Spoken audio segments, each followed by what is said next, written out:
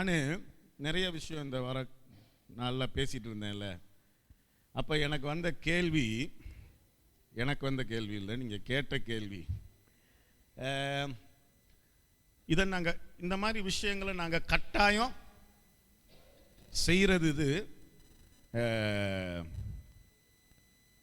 இப்போ இல்லை, கட்டாயமாக சில விஷயங்களை நான் சொல்கிறேன் இல்லை, வந்து உங்களுக்கு கட்டாயம் நேரம் செலவிடுங்க, கட்டாயம் ஜெபிங்க எல்லாம் சொல்ல. அந்த கட்டாயன்ற விஷயம் வர நேரத்தில் நல்ல ஒரு கேள்வி தான் கேட்டீங்க, சிலர் என்கிட்ட கேட்டாங்க. அப்போ திரும்ப அது அது நியாயப்பிரமாணம் மாதிரி இருக்குது, ஆமாவா இல்லையா? உங்களுக்கு வேற யாருக்கும் அப்படி தோணுச்சா? நம்ம பேசிட்டு இருக்கும்போது நம்ம கூட இருந்த பசங்களுக்கெல்லாம் தோணுச்சு. அப்போ அதை நான் உங்களுக்கு கொஞ்சம் திரும்ப அதை நான் விவரித்து உங்களுக்கு சொல்கிறேன், சரியா? ஆங்கிலத்தில் அதுக்கு நல்ல ஒரு வார்த்தை இருக்குது, it's call legalism. What is legalism? அந்த சட்டங்களை கை கொண்டு சட்டத்தின்படியே அதை நம்ம மதத்துக்குள்ள, இப்போ நம்ம கிறிஸ்தவம்னா ஒரு மதம் இல்லையா, கிறிஸ்தவம்ன்ற மதம், அந்த மதம் எப்படி நடக்குது? ஒரு மதம்னாலே அங்க என்ன இருக்கும்? சட்டங்கள் இருக்கும்.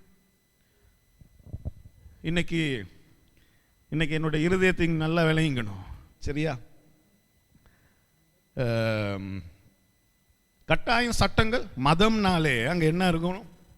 சட்டங்கள் இருக்கும், கட்டாயம் இருக்கும். எனக்கு நிறைய நண்பர்கள் இருக்காங்க. 40 நாள் சில சாப்பாடெல்லாம் சாப்பிடாம கருப்பு உடுத்தி மலை ஏறிட்டு வருவாங்க. எனக்கு நிறைய நண்பர்கள் இருக்காங்க.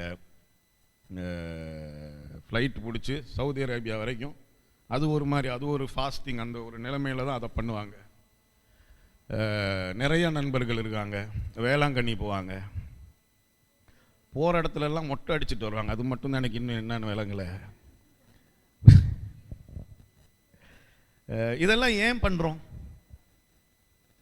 சொல்லுங்களேன்? இதெல்லாம் ஏன் பண்ணுறோம்?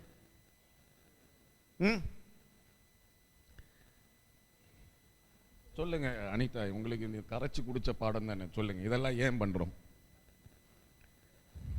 இல்ல ஏன்னா at the core உள்ள அளவுல மனுஷனுக்கு நல்லா தெரியுது அவன் பாவி.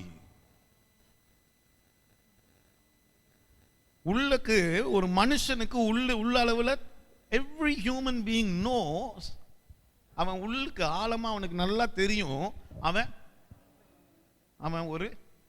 அவன் குறை உள்ளவன், அவன் ஒரு பாவின்ற ஒரு விஷயம் அவனுக்கு உள்ளால எல்லாருக்கும் தெரியும்.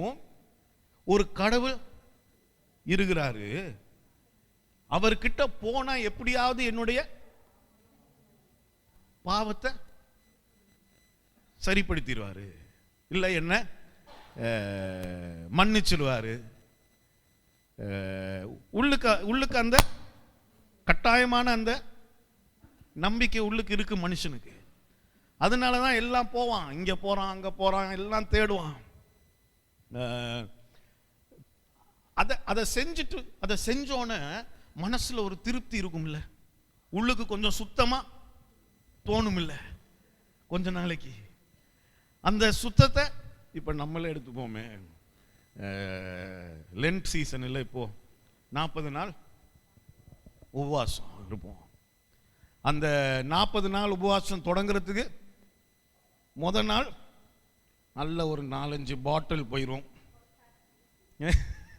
நல்லா 5 கிலோ கறியெல்லாம் சாப்பிட்டுட்டு தான் ஃபாஸ்டிங்க தொடங்குவோம். அதே அந்த குட் ஃப்ரைடே வந்தோடனே இந்த தொடங்கிடும். அந்த 40 நாள் பல்ல கடிச்சிட்டு இருந்துட்டோம். ஆனா அந்த ஃபாஸ்டிங் முடிஞ்சோன்னு பார்த்தீங்கன்னா உள்ளுக்கு கொஞ்சம் ஒரு there is a righteousness that you feel. There is a righteousness that you feel. உள்ளுக்கு. ஆமாவா இல்லையா? ரைச்சஸ்னஸ்னா என்னது? ஒரு ஒரு ஒரு நீதி ஒண்ணு, ஒரு நீங்க ஏதோ நல்லவன் மாதிரி உள்ளுக்கு தோணும். நீதிமான், ஆமா நீதிமான், நீங்க ஏதோ செஞ்சதை வச்சு நீங்க நீதிமான்னு உங்களுக்கு தோணுது. அந்த தோன்றதை காப்பாத்திக்கிறதுக்காக என்ன பண்றோம்? அந்த தோணுதா, இப்ப நான் இனிமே இப்படியே அதை எப்படியாவது காப்பாத்திக்கணும்ன்றதுக்காக என்ன பண்ணுவோம்? ஏதோ எல்லாம் செய்வோம். ஸ்டீஃபன் அவரை கூட்டிட்டு போய் என்னன்னு பாருங்க. ஹி இஸ் ஸ்ட்ரகிளிங் தேர்.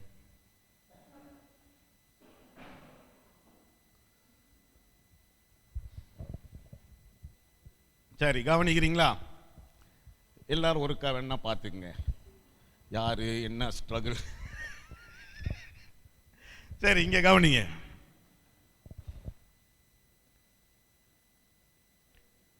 அந்த உள்ளுக்கு தோன்ற அந்த சுய நீதி ஒண்ணு, அதை தக்க வச்சுக்கிறதுக்காக அடுத்து என்ன பண்ண தொடங்கிடுவோம்? ஏன்னா உள்ளுக்கு ஒரு எண்ணம் வந்துருது, ஓ இப்படி எல்லாம் செய்யறனால தான் கடவுள் என் மேல திருப்தியா இருக்காரு போல. விளங்குதா? என்னோட தான் இருக்கீங்களா? ஓகேவா?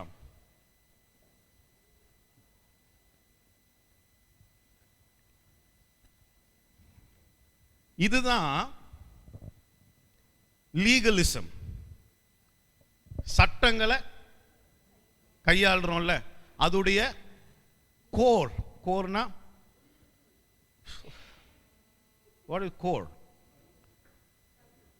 அதுடைய அந்த ஆழமே என்னன்னா, நாங்க எதையாவது செய்து கடவுளை திருப்தி ஆக்குறோம். அதுதான் லீகலிசம்.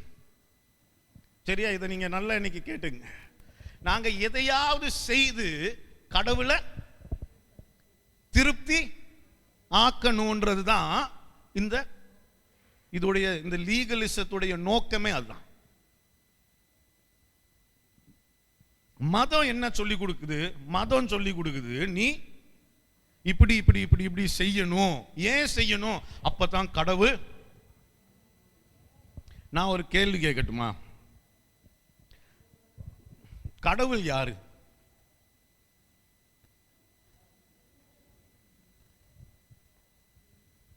Who is God?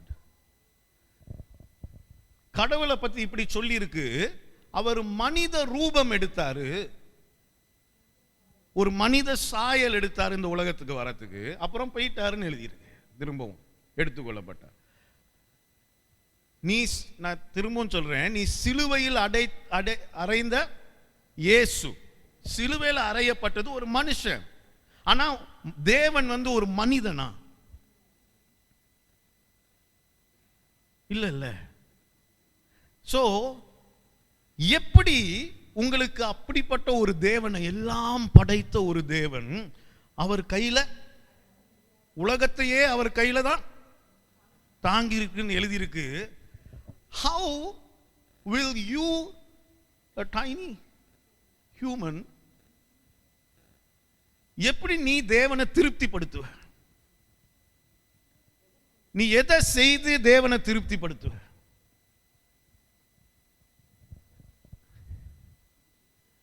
என்னோட தான் இருக்கீங்களா? விளங்குதா? நான் பேசுறது விளங்குதா? எதை செய்து இந்த தேவனை திருப்திப்படுத்த முடியும்?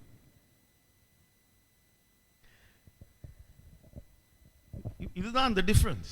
இப்ப நம்ம எதுக்கு இன்னைக்கு சபைக்கு வந்திருக்கோம்? சர்ச்சுக்கு எதுக்கு போறோம்? அப்படி ஏதோ ஒரு பதிலே இப்ப நீங்க கண்டுபிடிச்சு வச்சிருக்கீங்க. பொதுவா எல்லாரும் எதுக்கு போவாங்க? தேவனை கும்பிடணும், இல்லாட்டி அப்படிதான் தேவனை. ஆமென். இன்னைக்கு நாங்க எதுக்காக ஆராதிச்சோம்? எதுக்காக தேவனை ஆராதிக்கிறோம்? அவரை திருப்திப்படுத்துறதுக்கா. அவர் எவ்வளோ பெரியவர்னு அவருக்கு தெரியும். அவர் எவ்வளோ பெரியவர்னு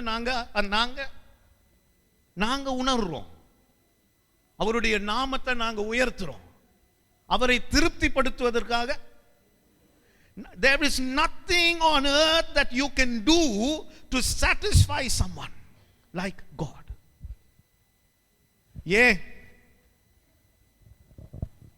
அவர் ஒரு மனிதன். இப்ப நான் ஏதாவது செய்து பாபுவை திருப்திப்படுத்த முடியும். ஏன்னா Babu is a human being. விளங்குதா? ஒரு மனிதன்.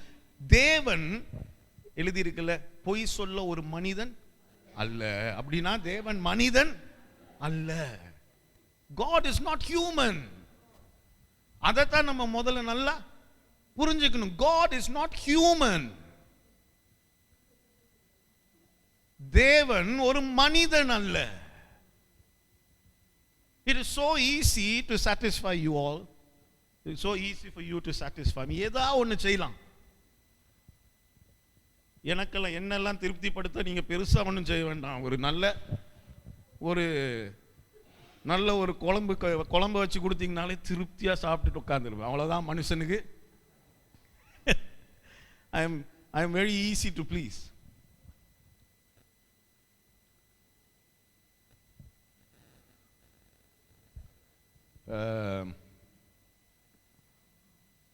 ஒரு லூக்கா 18ல ஒரு சின்ன விஷயம் வாசிப்போமா?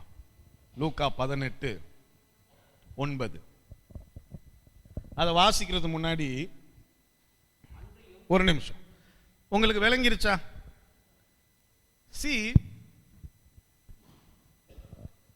நம்ம ஒரு காலமும் தேவனை திருப்திப்படுத்துறதுக்காக எதுவுமே செய்ய அதுல ஒரு பிரயோஜனமும். ஆமென். வார்த்தையின்படி நீ வாழுன்னு நான் சொல்லும் போது நான் என்ன சொல்றேன்? அதை எதுக்காக செய்யறோம்?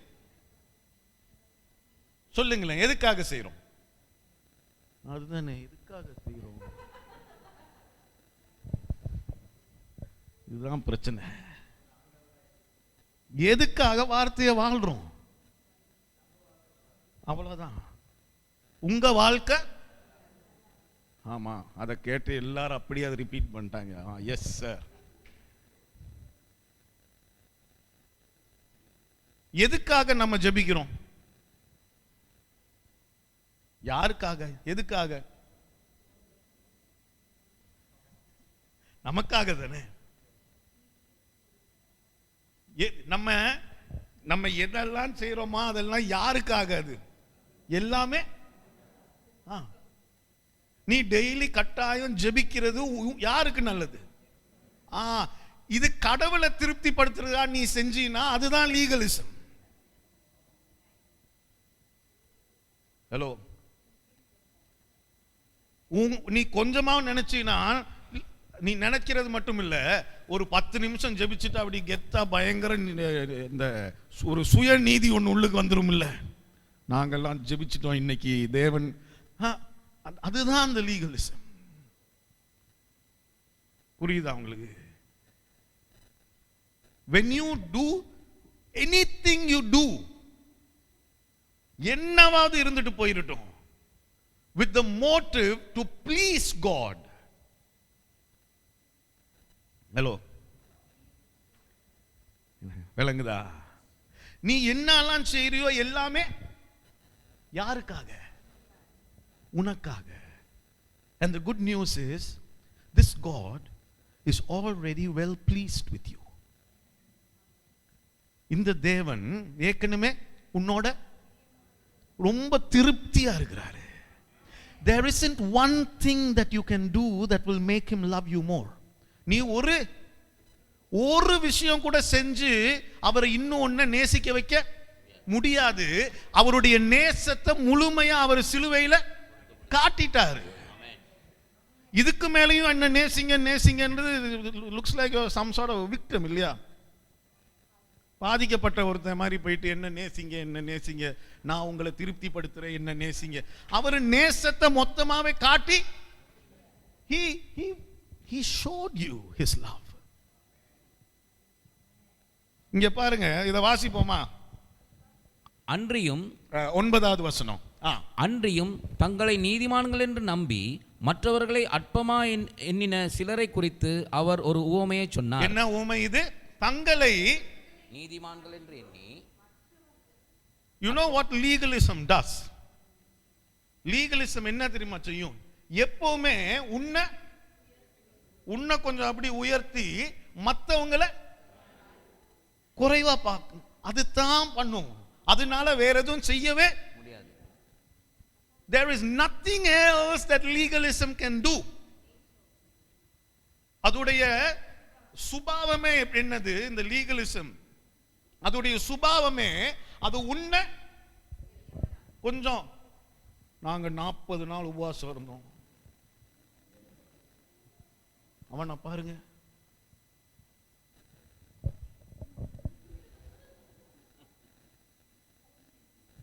என்னோட தான் இருக்கீங்களா? எப்பவுமே ஒருத்தனை குறைவா. நான் எப்பவுமே எக்ஸாம்பிள் சொல்லுவேன்.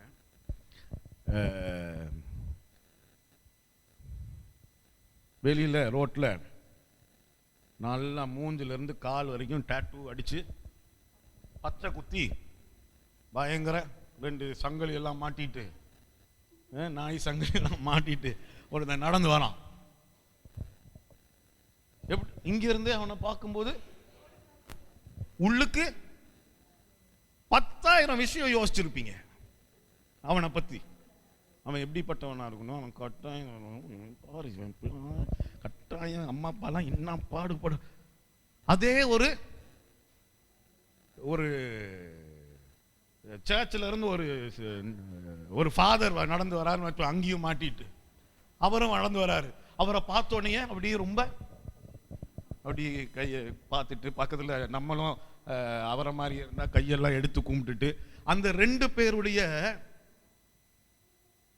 இருதயத்தில் எந்த இருதயம் மோசமானதுன்னு நமக்கு. ஆனா அவங்க 2 பேரையும் அப்படி நம்ம பார்க்கிறோம்னாலே, ஒரு யாரையும் இப்ப கலா பார்த்தோன்னே என்ன நேற்று ஏதாவது பண்ணிருப்பா அந்த மாதிரி இல்லாட்டி anything is because of self righteousness. self righteousness na suya நீ ஏதோ நான் சர்ச்சுக்கு 1/2 மணி நேரம் உட்கார்ந்துட்டு வந்தனால நீ ஏதோ பெரிய ஆள் மாதிரியும் பக்கத்து வீட்டில் இருக்கிறவன். you see, வெறும் சட்ட திட்டங்களை மட்டும் ஒரு மத ரீதியில நம்ம கடைபிடிக்கும் போது இப்படிதான் நம்ம ஆயிரும்.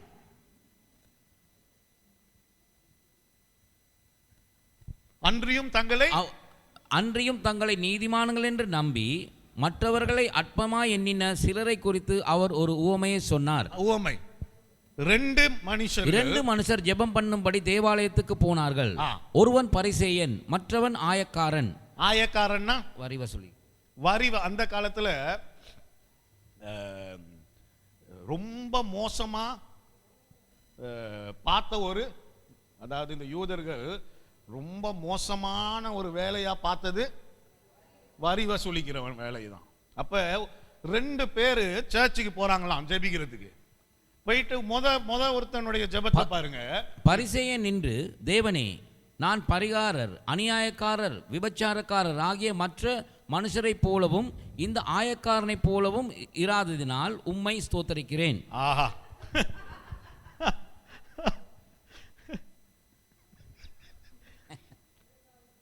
I'm going to show you something.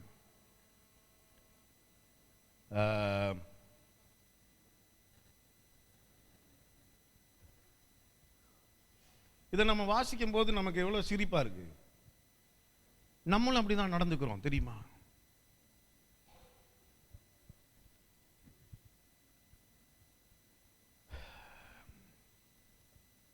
கிருபையின் நிமித்தம் நீதிமான்கள் ஆகணும்னு. ஆமாவா இல்லையா? கிருபை நிமித்தம் நீங்க எல்லாரும் நீதிமான்கள் ஆயிட்டீங்க. அந்த ஒரு விஷயத்தினால உங்களுடைய your attitude, உங்களுடைய attitude,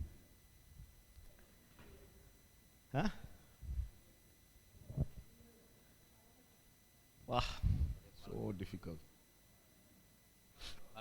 உங்களுடைய இல்ல அணுகுமுறை, நீங்க அதனால தேவனை எப்படி அணுகிட்டு இருந்தீங்கன்னு யோசிச்சு பாருங்க கொஞ்சம். ஒரு காலத்துல நான் உங்களெல்லாம் மிரட்டி இந்த மாதிரி மாத்துறதுக்கு முன்னாடி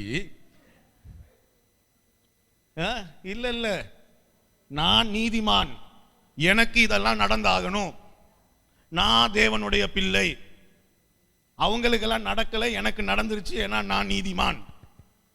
ஹலோ,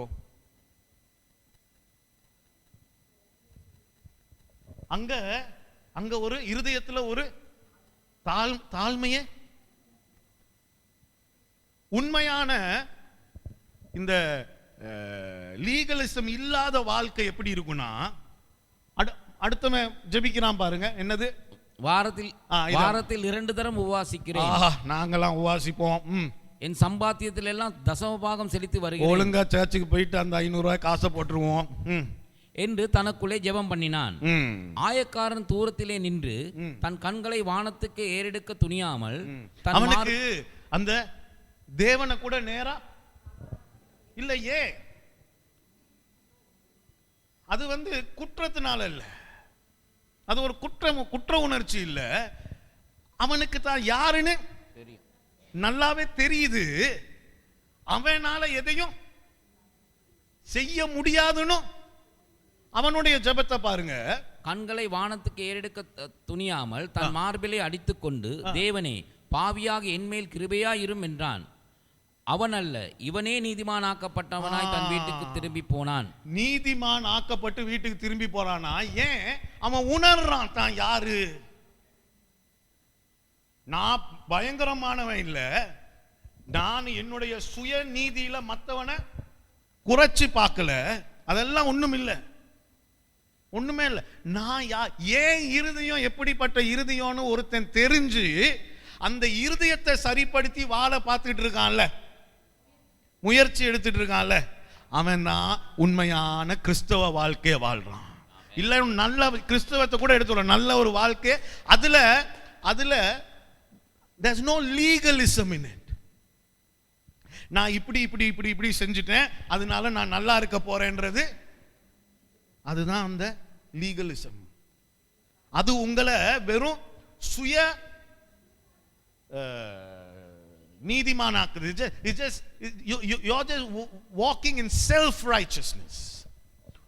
உன்னுடைய சுயநீதி அவருடைய கண்களுக்கு எப்படி இருக்கான்? கிழிஞ்ச அழுக்கு துணி போல இருக்கான். விளங்குதா? என்னோட தான் இருக்கீங்களா? என்னோட தான் இருக்கீங்களா? அதனாலதான் இந்த ரோமர்ல எழுதி இருக்கிற, நீங்க அதை மனப்பாடம் பண்ணி வச்சிருக்கணும். ரோமர் 3வது அதிகாரம். அதனாலதான் ரொம்ப இன்னைக்கு இதை விளைவிங்க, அதனால அதுக்கப்புறம் இந்த கேள்வியே வராது. இதை நீங்க விளைவிக்கலைன்னா அப்புறம் எனக்கு உங்களை திட்டுறது ரொம்ப கஷ்டம். நான் ஒரு பாஸ்டரா நான் உங்களுக்கு சில விஷயங்களை கட்டாயம் சொல்லிதான் ஆகணும். நீங்க இப்படி செய்யணும், இப்படி வாழணும், இந்த மாதிரி இருக்கணும்ன்றத வேற யார் உங்களுக்கு சொல்லி கொடுக்க போறா? அதை நான் சொல்லி கொடுத்துதான் ஆகணும். அதை எதுக்காக சொல்லி கொடுக்கிறேன்? அதனால தேவன் திருப்தி படுவாருன்றதுக்காக இல்ல, நீங்க நல்லா இருப்பீங்க, நீங்க நல்லா இருக்கணும். அதுக்கு இந்த வேதத்துல அழகான சில விஷயங்கள் இருக்கு. ஆமென். இந்த ரோமர் 3வது அதிகாரத்தை வீட்டுக்கு போய் இன்னொருக்கா வாசிப்பீங்களா? என்னோட கட்டாயம் வாசிப்பீங்களா? போன வாரம் எல்லாம் தலையாட்டிட்டு போய் இந்த வாரம் எத்தனை பேர் ஒழுங்கா ஜெபிச்சிங்க? Very good, well done. போன வாரம் ஃபெலிஷன்ட்டே எனக்கு மெசேஜ் அனுப்பிச்சிருந்தேன்.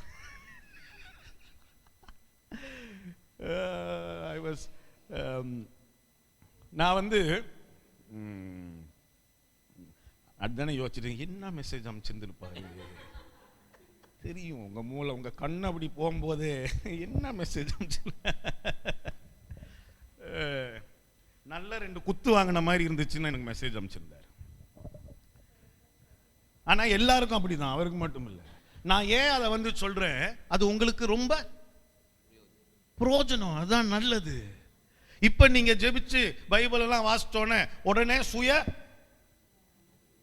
சுயநீதியில சுத்திட்டு இருக்காதீங்க. என்னைக்குமே உங்க இருதயத்தை சரி பண்ற ஒரு நிலைமையிலேயே வாழ்ந்துட்டு இருக்கணும். ஆமென். சரி, இப்ப சட்ட திட்டங்கள் இல்லைன்னா இப்ப நம்ம வாழ்க்கை எப்படி இருக்கணும்? அதுதான் ரோமர் 3வது அதிகாரம். சரியா? நான் இப்ப காட்டுறேன், நீங்க போயிட்டு அதை வீட்டில் இன்னொருக்கா நல்லா மனப்பாடம் ஆகிற வரைக்கும் படிங்க. ஓகே? என்ன எழுதி இருக்கு 3வது அதிகாரத்தில்? நம்ம எங்க போயிருவோம்? 19வது வசனம் வரைக்கும் போயிருவோம். இதெல்லாம் நீங்க வீட்டில் போய் படிங்க. மேலும் வாய்கள் யாவும் அடைக்கப்படும் படிக்கும், உலகத்தார் யாவரும் தேவனுடைய ஆக்கினை தீர்ப்புக்கு ஏதுவானவர்களாகும் படிக்கும், நியாயப்பிரமாணம் சொல்லுகிறதெல்லாம் நியாயப்பிரமாணத்துக்கு உட்பட்டவர்களுக்கே சொல்லுகிறது என்று அறிந்திருக்கிறோம். இங்க இருந்து தொடங்குவோம். என்னோட தான் இருக்கீங்களா? என்னோட தான் இருக்கீங்களா? இது எத்தனை பேருக்கு விளங்குச்சு இந்த வசனம்? ஆமா, நினைச்சேன். அதுல இருக்கிறதெல்லாம் பெரிய பெரிய வார்த்தையா வேற இருக்கா.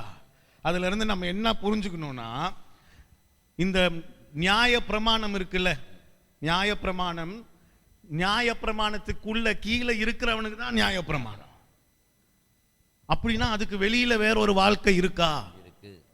அதுக்கு வெளியில வேற ஒரு வாழ்க்கை இருக்கா? அப்படின்னா சட்ட திட்டங்கள் இல்லாம அதுக்கு வெளியில வேற ஒரு வாழ்க்கை இருக்கா? ஆமென். அதத்தான் இயேசு நமக்கு கொடுக்க வந்தாரு. இயேசு எங்களுக்கு சட்ட திட்டங்களை கொடுக்க வரல. சட்ட திட்டங்கள் எதுக்கு அவங்க கடைபிடிக்கிறாங்க? அதை செஞ்சா தான் ஆசீர்வாதம், அதை செய்யலனா சாபம். என்னோட தான் இருக்கீங்களா? இந்த பிரமாணங்களை அவன் செஞ்சா தான் அவனுக்கு ஆசீர்வாதம், அதை செய்யலனா ஒண்ணுமில்லைன்னு கூட விட்டுருக்கலாம், ஆனா செய்யலனா சாபம். இப்படிப்பட்ட ஒரு நிலைமையில நீங்க அதை நீங்க என்ன பண்ணுவீங்க? கட்டாயம் கடைபிடிப்பீங்களா? அப்ப எதுக்காக அதை செய்யறோம்? அதோடைய நோக்கம் தேவன் அல்ல. எத்தனை பேருக்கு விளங்குது? அதோடைய நோக்கம் தேவன். இப்ப நீங்க செய்யறதும் எல்லாமே தேவனுக்காக எப்படி இல்லையோ அதே மாதிரி நியாய பிரமாணத்தை கடைபிடிக்கிறதும் தேவனுக்காக இல்ல. ஆனா இங்க சாய்ஸ் இல்ல. உங்களால நீங்க செய்யலன்னா சாபம், செஞ்சா ஆசீர்வாதம். அப்ப நீங்க என்ன பண்ணுவீங்க? விளங்குதான் நான் சொல்றது? அதனால கட்டாயம் கையை இப்படி இந்த வேலையை செய்யும்போது கை இப்படி கழுவணும், இதை செய்யறதுக்கு முன்னாடி முகத்தை கழுவணும், இது மட்டும்தான் சாப்பிடணும், இது சாப்பிடக்கூட ஆசையா இருந்தாலும் வாயை தொடச்சிட்டு தான் அந்த பக்கம் போயிடணும். ஏன்னா இதெல்லாம் செய்யலைன்னா சாபம். curses will come upon you. டியூட்டரானமியில எழுதி இருக்கு 28ல நீங்க போய் வாசிச்சீங்கன்னா பயமா இருக்கும். ஐயோ. ஆனா இங்க I don't know how Paul understood. எப்படி இவர் இதெல்லாம் விளங்கிக்கிட்டாருன்றது ஒரு ஆச்சரியம் பாருங்க. எங்க போய் கற்றுக்கிட்டாரு இதெல்லாம்? சொல்றாரு நியாய பிரமாணத்துக்கு கீழே அவனுக்கு மட்டும்தான் நியாய பிரமாணம். அப்படின்னா என்ன சொல்ல வராரு? நியாய பிரமாணத்துக்கு வெளியில வேற ஒரு வாழ்க்கை ஒண்ணு, இந்த சட்ட திட்டங்கள், மதம், அதுக்கெல்லாம் வெளியில வேற ஒரு வாழ்க்கை. வா அப்படின்னு என்ன சொல்றாரு?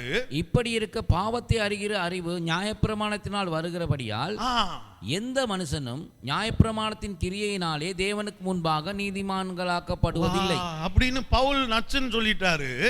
இந்த நியாயப்பிரமாணத்தின் கிரியைகளினாலே யாருமே நீதிமான் ஆக முடியாது. அப்படின்னா நியாயப்பிரமாணம் இருக்கிற வரைக்கும் ஒருத்தன் நீதிமானா இருக்கிறதுக்கு வாய்ப்பே.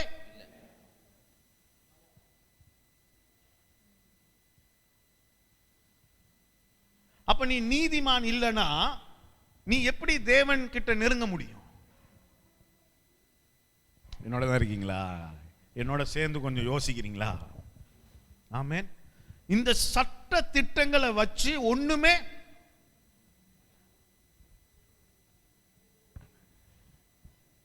யாருக்கும் அது பிரயோஜனமே. ஆனா அது செய்யலனா சாபம். அது கீழே இருந்தீங்கன்னா, இன்னைக்கு நான் சொல்றேன், யாராவது நியாயப்பிரமாணத்துக்கு கீழே இருந்தீங்கன்னா தயவு செய்து எல்லா நியாயப்பிரமாணத்தையும் கடைப்பிடிங்க. இல்லாட்டி உங்களுக்கு பிரச்சனை. If you are under the laws, then follow the laws. இல்லாட்டி உங்களுக்கு அது ஒரு பிரச்சனை. அதுதான் இங்க சொல்லப்பட்டிருக்கு. இப்படி இருக்க நியாயப்பிரமாணம் இல்லாமல் தேவநீதி வெளிப்படுத்தப்பட்டிருக்கிறது. இப்படி இருக்க நியாயப்பிரமாணம் இல்லாமல் தேவநீதி வெளிப்படுத்தப்பட்டிருக்கிறது. அதுக்கு வெளியில நியாயப்பிரமாணத்துல நீதிமான ஆக முடியாதான். அதுக்கு வெளியில தேவ நீதி ஒண்ணு வெளிப்பட்டிருக்குதான். தேவ நீதி ஒண்ணு வெளிப்பட்டிருக்கு திடீர்னு. என்னது இது? என்னது இது? அவர் சொல்றாரு இது என்னதுன்னா, அதை குறித்து நியாயப்பிரமாணமும் தீர்க்க தரிசனங்களும் சாட்சியிடுகிறது. அடுத்த வசனம், அது இயேசு கிறிஸ்துவை பற்றும் விசுவாசத்தினே நாளே பலிக்கும். அது என்னது? இயேசுவை பற்றும் விசுவாசத்தினாலே பலிக்கும் தேவநீதி. இப்ப வந்துரும். இப்ப சட்ட திட்டங்கள் எல்லாம் ஒண்ணும் இல்ல, எதுவுமே இல்ல. நீ உன்னுடைய நம்பிக்கை, உன்னுடைய விசுவாசம், இவ்வளவுதான் இப்ப மிச்சம் இருக்கு. உனக்கும் தேவனுக்கும் இருக்க கனெக்ஷன் இஸ் ஒன்லி ஃபெய்த். உன்னால் அவரை திருப்திப்படுத்துறதுக்கு உன்னால் எதுவும் செய்ய முடியாது. Only faith pleases God. விளங்குதா? there is nothing you can do. உன்னால எதுவுமே செஞ்சு அவரை திருப்திப்படுத்த. ஆனா விசுவாசம் ஒன்னு இருக்கு, அதை செய்ய முடியாது. விசுவாசம் உன்னால செய்ய, அது ஒரு it's not works, it's faith. அந்த விசுவாசம் மட்டும்தான் இப்ப அவரை திருப்திப்படுத்துதான். விளங்குதான் நான் சொல்றது? இப்ப இன்னைக்கு ஏதோ ஒரு பிரச்சனை அங்க வந்துருச்சு. பிரச்சனை வரும்போதே உள்ளுக்கு தேவன் என்னோட இருக்கிறாரு, தேவன் என்னை பார்த்து கொள்வாரு, தேவன் என்னை பாதுகாப்பாரு, என் கால்கள் கல்லில் இடராத படிக்க அவருடைய தூதர்களை அனுப்பி அவர் என்னை ஏந்திக்கொள். அது பேர் என்ன? you can't see, you can't do any of this, you just believe. நீ இப்ப அந்த ஒரு நம்பிக்கை மட்டும்தான் அவரை, அதான் எழுதி இருக்கு, faith pleases God. உன்னுடைய there is nothing that you can do to please God.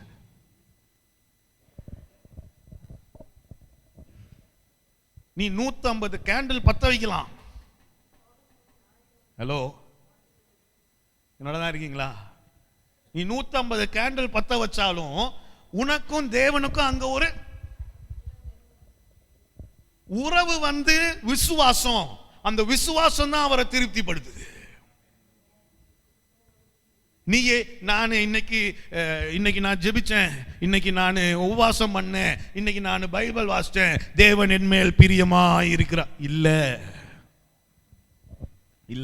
நீ ஜெபிச்ச அது உனக்காக, நீ வேதத்தை வாசிச்ச அது உனக்காக, நீ உபவாசிக்கிற அது உனக்காக, நீ தேவனை ஆராதிக்கிற அதுவும் உனக்காக, நீ விதைக்கிற அதுவும் உனக்காக. ஆனா நீ நம்புற அது அவரை. ஒரு ஆமென் சொல்லுங்களேன். எத்தனை பேர் நம்புறீங்க? எத்தனை பேர் நம்புறீங்க?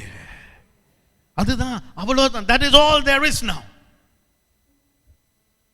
நான் மொட்டை அடிச்சேன், கேண்டில் பத்த வச்சேன், தாராளமா பண்ணுங்க. அதுல யூ நோ மீ, அதுவும் உங்களுக்கு ஏதோ திருப்தி கொடுக்குன்னா பண்ணுங்க. நான் எதையுமே குறை சொல்ல மாட்டேன்ல ஆனா நான் என்ன சொல்றேன், அதுல எல்லாம் இப்போ அதுக்கு வெளியில தேவ நீதி ஒண்ணு இருக்கு. ஆமென். எதுக்கு வெளியில? இப்ப சொல்லுங்க, வார்த்தையை வாழ்றதுன்னா என்னது? கேக்குறீங்க, விசுவாசிக்கிறீங்க. எதை விசுவாசிக்கிறீங்களோ அத வாழுறீங்க. அப்ப தேவனை நேசிக்கிறீங்க. விளங்குதா? விளங்குதா?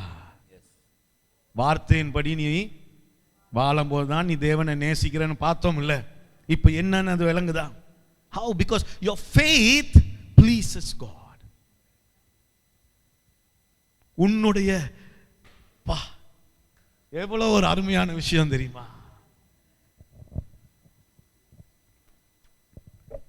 உன்னுடைய நீ நம்பு. எதை வேதத்துல நீ என்னத்தை புரிஞ்சுக்கிட்டியோ அதை நம்பு. என்னுடைய நம்பிக்கை என்னது? நான் என்னை என்னைக்குமே தேவன் வெட்கப்படுத்த மாட்டாரு. என்னை என்னைக்குமே குறைவான ஒரு இடத்துல வைக்க மாட்டாரு. நான் பணம் இல்லாம கஷ்டப்படலாம் மாட்டேன். ஏன்னா அவர் தரித்திரரா மரித்தாரா நான் ஐஸ்வர்யவான ஆகும்படிக்காக. இதெல்லாம் இனிமே நான் செய்யறதுக்கு ஒண்ணும் இல்லை. நான் நம்புறேன். நான் நம்புறத நான் வாழுறேன். நான் அதை வாழும் போது தான் தேவனை நேசிக்கிறேன். நான் வாழ்ற அந்த வாழ்க்கை தான் விசுவாசம். அது அவரை திருப்திப்படுத்துது. எவ்வளவு அழகான ஒரு விஷயம் பாத்தீங்களா? ஆமென். தேவ நீதி நியாயப்பிரமாணம், தீர்க்க தரிசனம் சாட்சியிடுகிறது. அது இயேசு கிறிஸ்துவை பற்றும் விசுவாசத்தினாலே பலிக்கும் தேவ நீதி. இதுதான் நிறைய பேருக்கு விளங்காது. நான் யாரையும் போயிட்டு மதம் மாற சொல்ல மாட்டேன். அது for me that is a weird concept. நீ இயேசுவை விசுவாசி.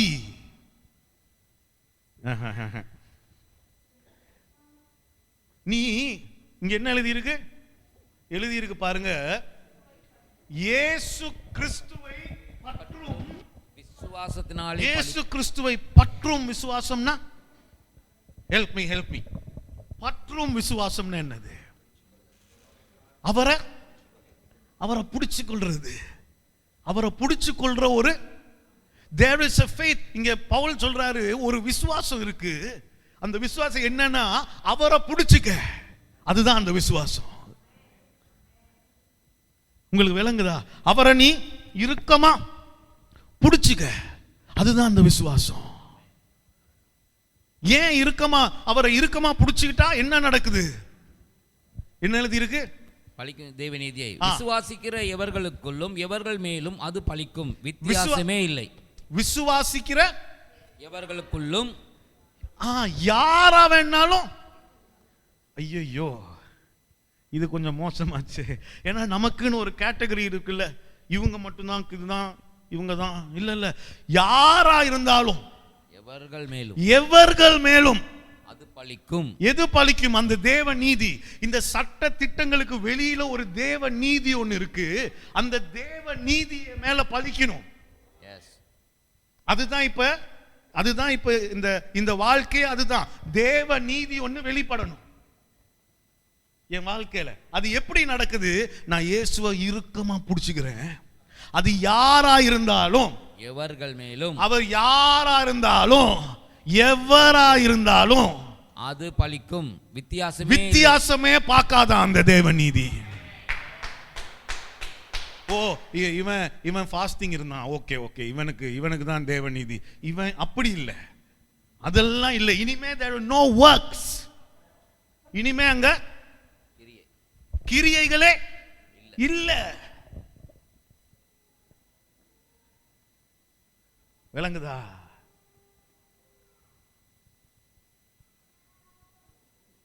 அதனால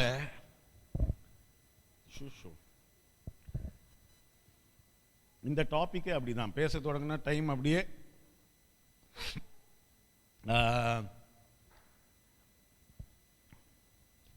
இப்ப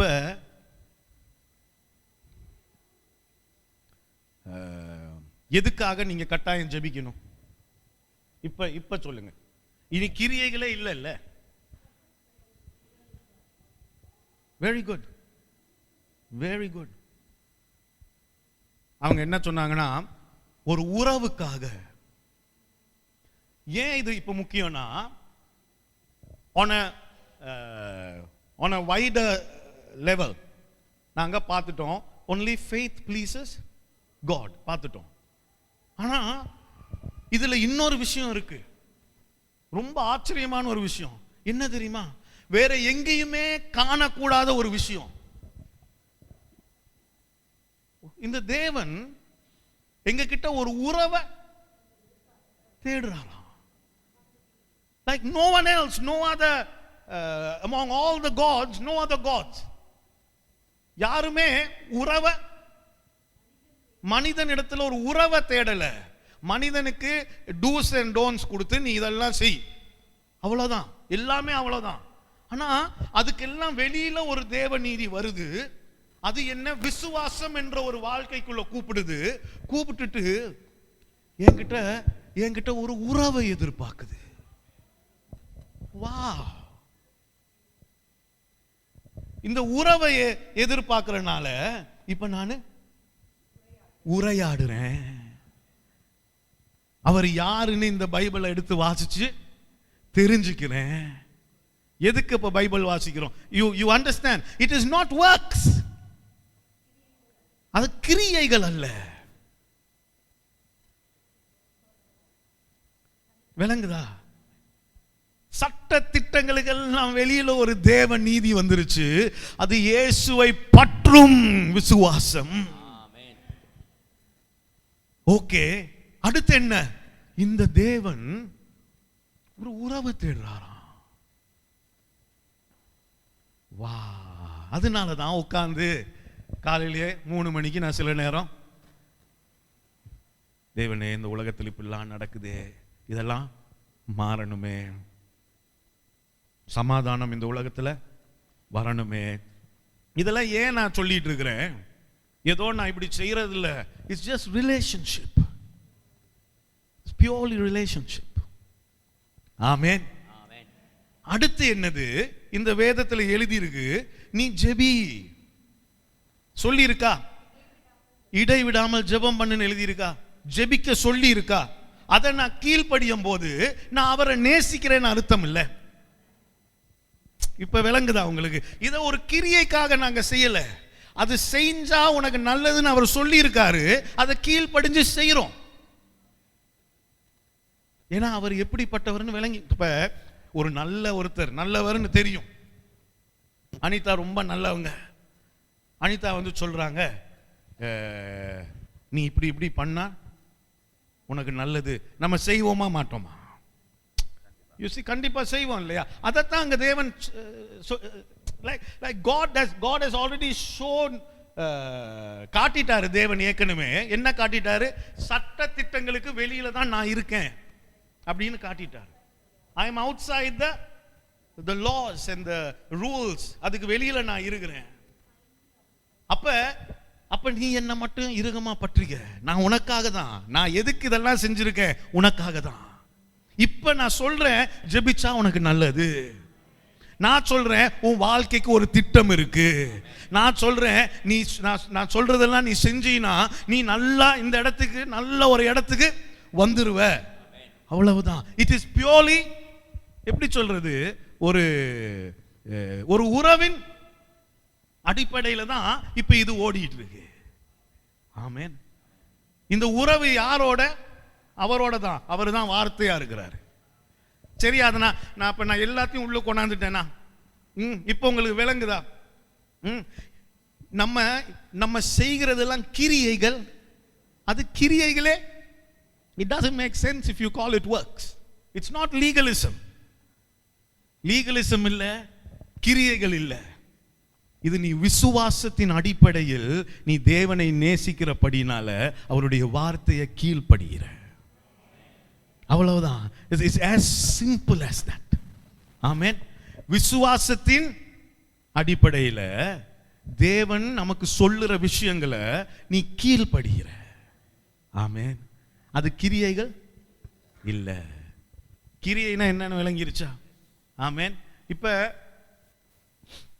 எத்தனை பேர் நிஜமாலுமே நம்புறீங்க உங்க வாழ்க்கை நல்லா இருக்கும்னு? See, it's as simple as that. வேற இப்ப உங்க வாழ்க்கை நல்லா இருக்கிறதுக்காக நீங்க இப்ப அடுத்து என்ன செய்யணும்? எதை விசுவாசிக்கிறோம்?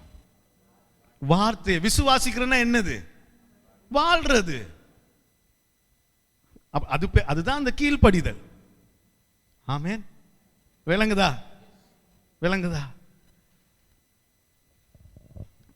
நீங்க செய்யறது இனிமே நீங்க செய்யறது கிரியைகள்.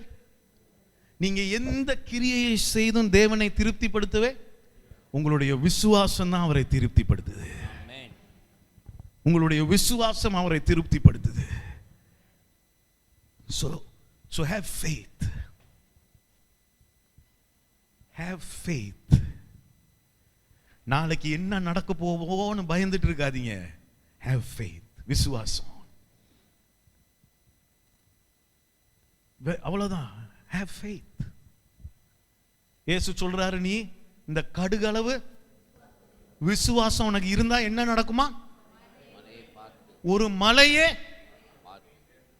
you know, if you have the faith of a mustard seed, ஒரு மலையே, my goodness, have faith.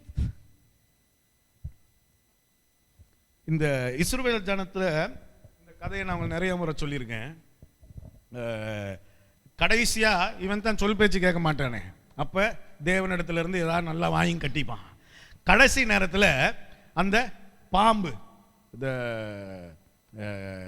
சர்ப்பம் வந்து காலை கடிக்குது, எல்லாம் செத்துட்டு இல்லையா? அப்ப தேவன் ஒரு விஷயத்தை செய்ய சொல்றாரு. ஒரு வெங்கல ஒரு சர்ப்பத்தை செஞ்சு ஒரு கோல்ல வச்சு, I think that's the simple on ஆம்புலன்ஸ்லாம் இருக்குல்ல, அதே அதுதான் வச்சுட்டு தேவன் சொல்றாரு, சர்ப்பத்தை நீ, வெரி இன்ட்ரெஸ்டிங் இல்ல, சர்ப்பத்தை நீ பார்க்காத, இந்த சர்ப்பம் கடிக்கிற நேரத்தில் உங்களை எவனா குத்துற நேரத்தில் நீங்க என்ன பண்ணுவீங்க? அதைத்தானே பார்க்கணும். யாருடா எங்க சொல்ற, அது கடிக்கிற நேரத்தில் நீ அதை பார்க்காத, அந்த கோலை பாரு, நீ வாழ்வ. அதை பார்க்காதவன் எல்லாம் சாகுறான். இது கடிக்குது. கடிக்கிற நேரத்தில் யாரெல்லாம் அந்த கோலை மட்டும் பார்த்துட்டு இருக்கானோ, கடிச்சு வலிச்சாலும் அங்க திரும்ப மாட்டேங்கிறான். யாரெல்லாம் அந்த கோலை மட்டும் பார்த்துட்டு இருக்கானோ அவெல்லாம் வாழ்றான். யாரெல்லாம் இதை பார்க்கறானோ, இயேசு வந்து சொல்றாரு, அந்த எப்படி அந்த கோல் உயர்த்தப்பட்டதோ அதே மாதிரி நானும் சிலுவையில உயர்த்தப்படணும். என்ன யாரெல்லாம் உன்னை சுத்தி என்ன நடந்தாலும் நீ எங்க, உன்னுடைய கண்கள் எங்க இருக்கு? அதுதான் விசுவாசம். Have faith. அவர் எதுக்காக சிலுவையில மரிக்கணும்? அப்போ உன் கண்கள் அங்கவே, நோ, எழுதி இருக்கே, என்னுடைய பாவத்தை சுமந்தீங்கன்னு எழுதியிருக்கு, என்னுடைய சாபத்தை சுமந்தீங்கன்னு எழுதியிருக்கு, என்னுடைய சுகத்தை நீங்க அங்க பெற்றுட்டீங்கன்னு எழுதியிருக்கு, என்னுடைய தரித்திரத்தை நீங்க அங்க இல்லாம பண்ணிட்டீங்கன்னு எழுதியிருக்கு. Where are you looking at?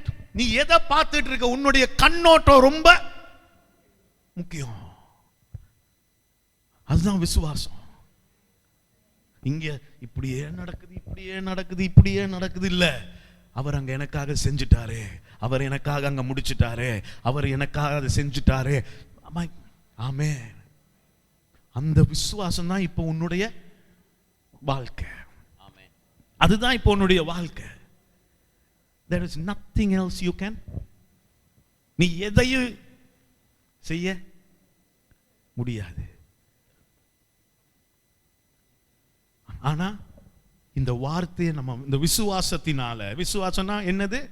இந்த வார்த்தையை நம்புறோம், இந்த வார்த்தையை வாழுறோம், இந்த வார்த்தையை கீழ்படுகிறோம். அதனால நீங்க ஜெபிக்கிறீங்க, நீங்க ஆராதிக்கிறீங்க, சர்ச்சுக்கு வரீங்க, பைபிள் எல்லாம் பண்றீங்க. But none of that is to please God. அதுதான் அந்த லீகலிசம். ஆமென். விளங்குதா? விளங்குச்சா? நல்லா விளங்கிருச்சா? வாங்க ஜெபிப்போம்.